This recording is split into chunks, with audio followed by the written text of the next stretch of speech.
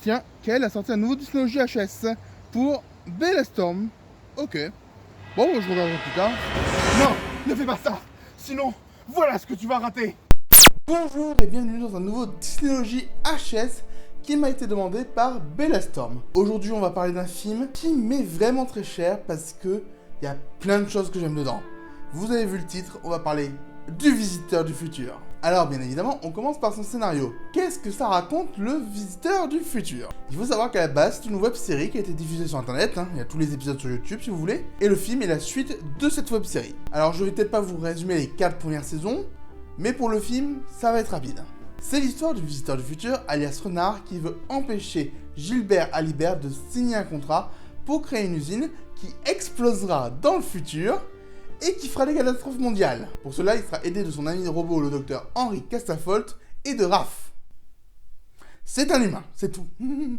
Et en plus de ça, on a Alice, la fille de Gilbert, qui voudra aussi empêcher son père de faire du mal à la planète. Je ne vous en dis pas plus, je vous enjoins vraiment à voir le film, parce que moi je l'adore. Son scénario marche super bien. Il n'y a aucun moment où on s'ennuie devant. Il n'y a aucun temps mort. Et je trouve ça vraiment incroyable parce que je vous le rappelle qu'à la base, c'est une web série. On n'écrit pas pareil une série qu'un film. Surtout que les épisodes de la web série étaient très courts. Ici, on a un format de plus d'1h30. Il faut savoir le combler. Et le réalisateur, François Descraques, a très bien réussi à faire ça. Qu'on ait déjà vu la série ou qu'on soit un nouveau spectateur, on n'est jamais vraiment perdu. Alors, il y a 2-3 trucs à dire, mais on en parlera après.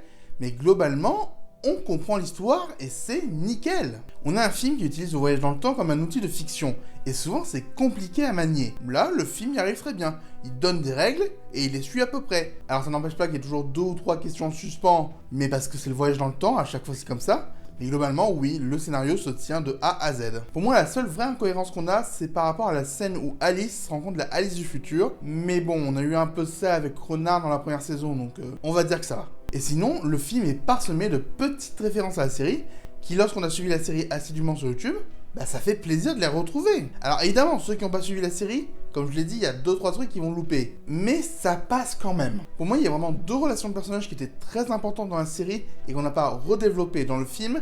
C'est la relation entre Renard et Mathéo, et entre Renard et Constance. Mais même si vous n'avez pas vu la série, je pense que le film en dit suffisamment. Que ce soit avec Mathéo et Constance, Renard a une rivalité avec eux, mais une rivalité forte qui a forgé des liens. Donc même s'il manque quelques infos, je considère que ce n'est pas un manque. Et surtout, le film sait en tirer parti lorsque, par exemple, on découvre que Henry est un robot. Nous, on le sait depuis le début, ceux qui ont suivi la série. Mais ceux qui ne le savaient pas, bah ça marche très bien comme révélation. Bref, je trouve sincèrement que c'est un film qui est super bien écrit, et je lui donne un 18. Passons maintenant aux personnages. Alors globalement, j'aurais très peu de choses à dire sur ce point-là, parce que tous ceux qui viennent de la série, on les retrouve tels quels. Ils ont évolué, certes, mais ils n'ont pas changé pour autant. Et pour moi, c'est très bien comme manière d'écrire. On les retrouve comme on les a quittés il y a une dizaine d'années, et c'est tout. C'est parfait. Ceux qui connaissent pas vont apprendre à les découvrir, on arrive à bien les caractériser, et ceux qui connaissent, ils sont contents de les revoir. Même s'il y a une petite gimmick de mise en scène qui me saoule un petit peu, mais on en parle après. Et sinon, pour les nouveaux personnages, pareil, on les caractérise super bien dès leur arrivée, on sait ce qu'ils font, et même les personnages secondaires, parce qu'il y en a plein de personnages secondaires, on les comprend, il n'y a aucun personnage qui est foncièrement détestable ou mal écrit. Et surtout, ce que j'admire dans ce film, c'est qu'il y a plein de personnages qui sont juste des caméos, mais qui sont utiles au récit. Je m'explique. Le Visiteur du Futur est donc un monde qui vient d'Internet, et il y a plein de célébrités d'Internet dedans. Par exemple, on a les 2 auteurs du Monde à l'envers. Ils jouent 2 amis d'Alice, et ça marche super bien. Ils ont leur humour à eux qui s'incorpore très bien dans le film, et on n'a pas l'impression que c'est forcé de leur intégration. Tout comme McFly et Carlito qui ont une scène dédiée à eux dès le début du film, mais on n'a pas McFly et Carlito. On a l'humour de McFly et Carlito avec l'humour du Visiteur du Futur, et c'est tout. En mon sens, on n'a aucun caméo qui vraiment stoppe l'histoire. Tous les caméos racontent un petit quelque chose. On a Bruce Benham de Y Penser qui joue un journaliste, parce qu'il faut prendre le temps d'y penser quand on est journaliste. J'aime bien. On a Davy Mourier qui a un humour un peu crade, et il a aussi un humour un peu crade dans le film. On a plein de petits caméos qui marchent super bien. Et en plus de tous ces caméos de gens d'internet, on a d'autres petites références qui font vraiment plaisir. Mais on en parlera après encore une fois. Donc vraiment, les personnages qui soient principaux, secondaires ou tertiaires avec les caméos, je les ai tous appréciés. Et je pense que c'est l'un des rares génériques que j'ai vu où je pouvais te dire directement « Ah oui, ce personnage qui est juste nommé par une fonction, je sais qui c'est. » Et il y a très peu de films qui peuvent se vanter d'avoir une si bonne galerie de personnages, je trouve. Donc je lui mets un 20. Au niveau de la mise en scène, il y a du bon et du moins bon. Globalement, je trouve que la mise en scène est très recherchée. Il y a plein de petites trouvailles très intéressantes qui font que le long métrage se tient, qu'il est joli, et qu'au des fois on se dit « Waouh, c'est incroyable !» Mais il y a deux soucis pour moi. Tout d'abord, plusieurs fois dans le film, on a plein de petits traits de lumière qui zèbrent l'écran, et même si ça donne un petit cachet au film, à chaque fois qu'on était en extérieur et qu'il y avait ces traits de lumière, j'avoue que ça me sortait un peu du film.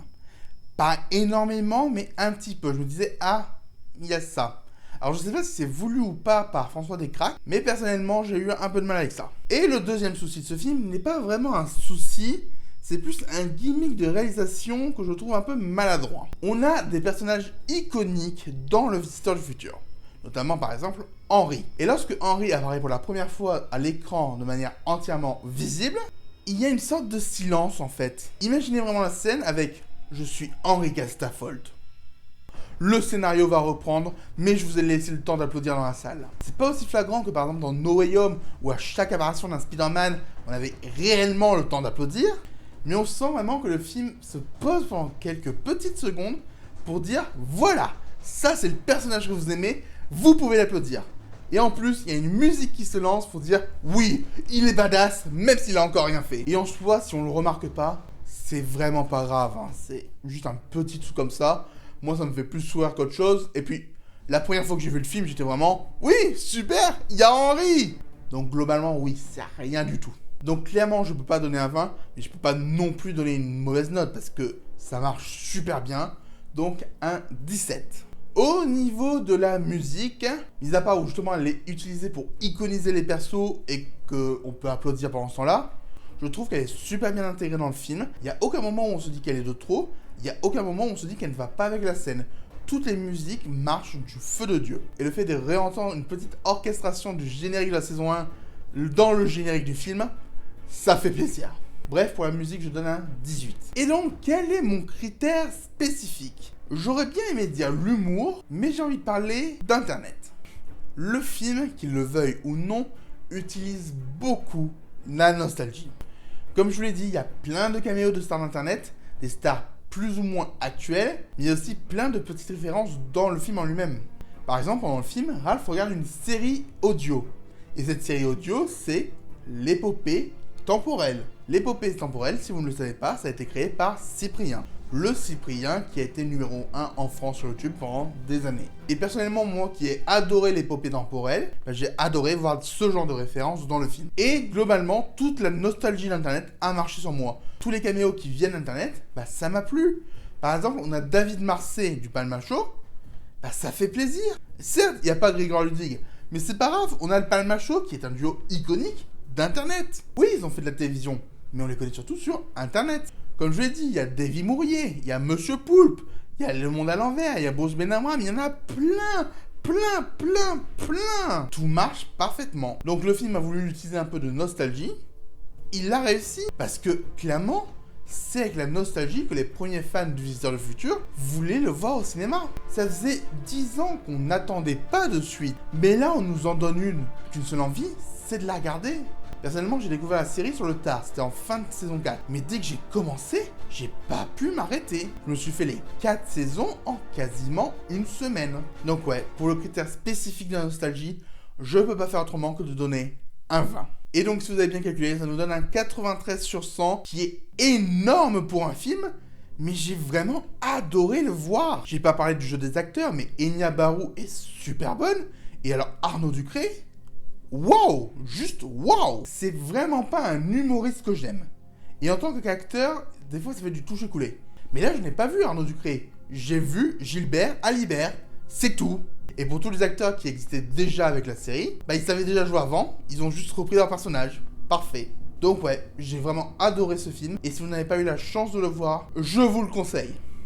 Et ce qui est incroyable, c'est que maintenant, on peut le voir un peu à l'international. Là, la Chine va avoir une version de ce film qui s'appelle Future Wars.